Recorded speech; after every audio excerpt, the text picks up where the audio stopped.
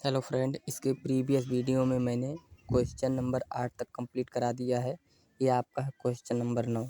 पहले क्वेश्चन को समझ लेते हैं, फिर उसके बाद में सॉल्विंग करते हैं। इसमें दिया हुआ है कि त्रिभुज ए बी सी में जिसका कोण बी समकोण है, यदि tan ए बराबर इतना तो निम्नलिखित के मान ज्ञात कीजिए। किसके किसके मान निकालना है?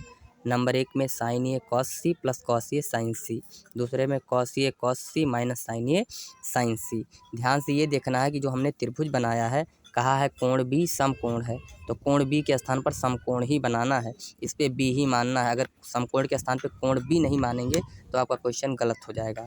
ए और बी को इस पे भी ना, इसको सी, ए और सी आपस में बदल सकते हैं, लेकिन कोण बी के स्थान पर, समकोण के स्थान पर बी ही बनाना है। अब ध्यान से देखिए हमको क्या है दिया गया है। हम लिखेंगे कि दिया है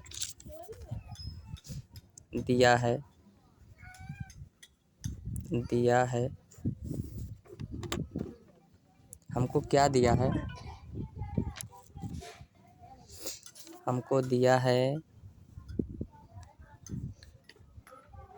tan ए बराबर 1/√3। tan बराबर क्या होता है? लिख सकते हैं हम लाल बटे कक्का, का हम सहारा लेंगे। tan बराबर होता है लंब बटे आधार। इसका मतलब हमको लंब मिल गया है, लंब, और हमको प्राप्त हो गया है आधार। हमको कर्ण ज्ञात करना है। हम पाइथागोरस प्रमेय का सहायता लेंगे और कर्ण को ज्ञात कर लेंगे। लिखेंगे पाइथागोरस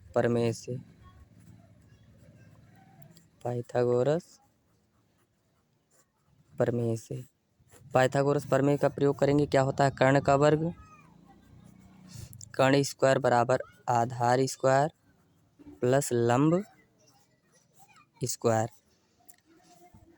आधार हमारे पास क्या है? √3, इसका स्क्वायर किया, और लंब हमारे पास क्या है? 1 का स्क्वायर किया। √3 का स्क्वायर किया तो स्क्वायर से रूट कैंसिल हो जाएगा, पूरा 3, और 1 का स्क्वायर करेंगे तो 1 हो जाएगा। 3 और 1 4, यानी कर्ण स्क्वायर बराबर 4 प्राप्त हुआ। अब कर्ण बराबर करेंगे तो हमको इधर हो जाएगा √4। तो कर्ण बराबर क्या करेंगे? तो 4 का वर्गमूल हो जाएगा 2। इस प्रकार से हमने क्या किया बेटा? कर्ण ज्ञात कर लिया।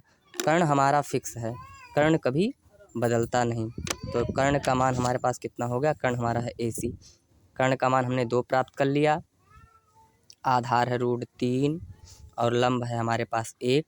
आधार और लंब आपस में बदलते रहते हैं क्वेश्चन के अनुसार। अब हम क्या करेंगे? कर्ण ज्ञात कर लिया, अब हम सॉल्विंग शुरू करते हैं। पहला सॉल्व करते हैं।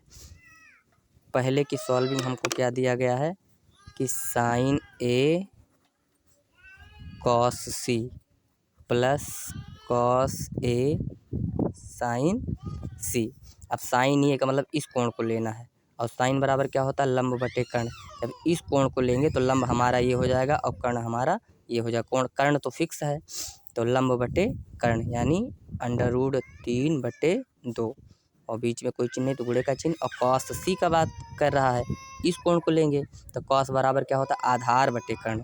तो हमारा आधार ये हो जाएगा, कर्ण तो फिक्स है वही हो जाएगा, तो √3/2। अब cos ये कहा है, cos ये, अब इस कोण को लेना है तो आधार ये हो जाएगा और कर्ण ये हो जाएगा, यानी आधार हमारे पास है 1 और कर्ण है हमारे पास 2। घोड़े का चिन्ह लगाया। अब sin C की बात किया है तो इस कोण को लेना है, और जब इस कोण को लेंगे sin बराबर होता है लंब बटे कर्ण, तो लंब हमारा ये हो जाएगा, कर्ण ये हो जाएगा, यानी 1/2।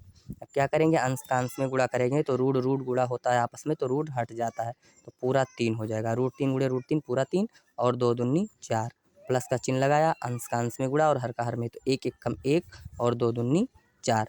इस प्रकार से अब हर बराबर है तो 4 हो जाएगा, और 3 और 1 4, 3 + 1 यानी 3 1 4/4।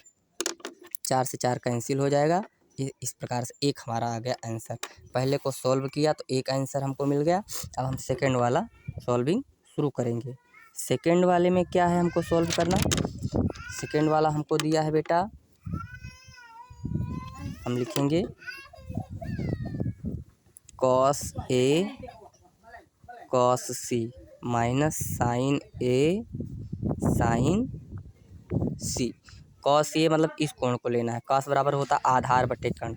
एक कोण को लेंगे तो ये हमारा हो जाएगा आधार, आधार है 1 और कर्ण क्या है 2, घोड़े का चिन्ह लगाया cos C। अब इसको लेंगे तो आधार बटे कर्ण, तो आधार हमारा अभी इस कोण को लेंगे तो ये आधार हो जाएगा, तो √3/2 हो गया, माइनस का चिन्ह लगाया। अब साइन ए की बात किया है तो साइन ए हो जाएगा, तो इसको लेंगे तो साइन बराबर होता है लंब बटे कर्ण, तो लंब हमारा हो जाएगा √3 और कर्ण हो जाएगा 2।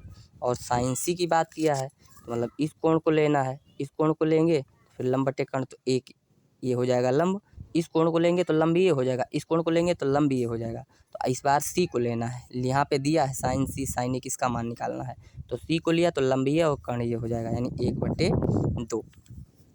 हर अंश का अंश में गुणा और हर का हर में, तो √3 एक कम हो जाएगा √3 और 2 दूनी हो जाएगा 4, माइनस का चिन्ह लग जाएगा, √3 एक कम √3 और 2 दूनी 4। इस प्रकार से दोनों सॉल्व कर लिया, तो √3/4 और √3/4, √3 में से √3 जाएगा, √3/4 माइनस √3/4 में से जाएगा, क्या बचेगा 0।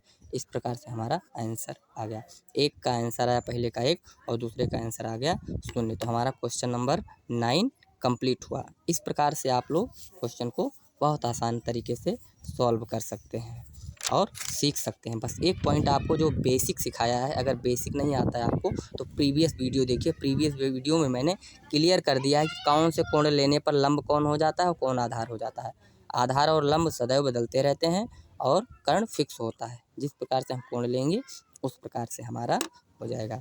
इस प्रकार से क्वेश्चन आपके सामने है, आप स्क्रीनशॉट लेना चाहें तो ले सकते हैं और देखिए, इस बिना स्किप के वीडियो को देखिए, समझिए, पढ़िए और कमेंट के माध्यम से बताइए जिस क्वेश्चन में आपको डाउट हो, क्लियर ना हो, ना समझ में आता हो, हमको बताइए।